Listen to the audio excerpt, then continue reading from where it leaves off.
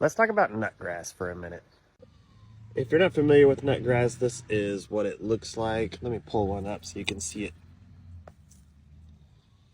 So it has, each blade kind of has a ridge in the middle of it, and it's very glossy looking.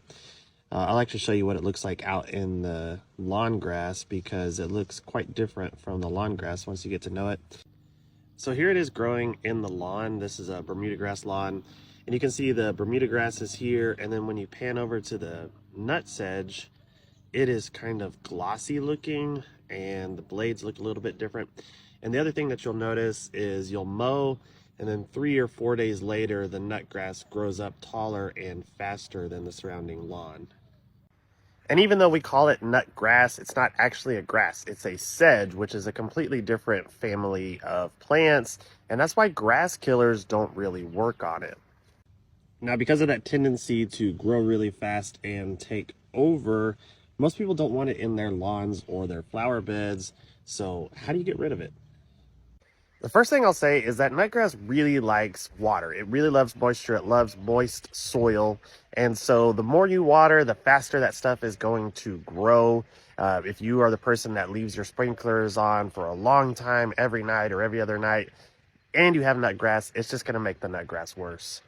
You can see in this flower bed, I've got no nutgrass over here, but right here is where I cleaned out my pond filters and I was spraying and really soaking the ground here.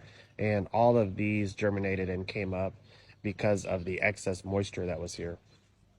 It spreads through underground rhizomes that kind of work like a daisy chain. So it'll spread this way, grow another one, spread that way, grow another one. And as it's doing that, it's creating these little nutlets underground, which are kind of like tiny little potatoes or something, but they store energy. And then whenever you go and pull one of these up, as careful as you may be, you'll get some roots, but you will never get one of those nutlets out of the ground. And so you're always leaving some material behind when you pull one up. And so you'll always hear people say, don't pull up the nutgrass because you'll just make it spread even more. Yes and no. If you pull it up once, yes, it's going to just resprout again. But I have seen people eliminate this through constantly pulling it, because eventually, if you are consistent about pulling it up as you see it, eventually those nutlets run out of energy and it can no longer push up new growth. That being said, most people don't have time to do that, so they opt for a chemical option, and there are quite a few different nutsedge killers out there on the market. But I like this one. It is called Sedge Hammer, and this packet will make 1 gallon. And so if you don't need 1 gallon, if you've got a smaller area, you could cut it in half and use a ½ gallon at a time, or use a fourth in a quart bottle and then save the rest for next time.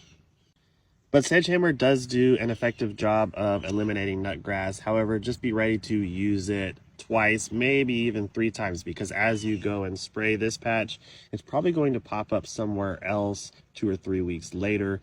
And so just be ready to do a follow-up application somewhere else. But yeah, you can beat it. It is just a very tenacious weed.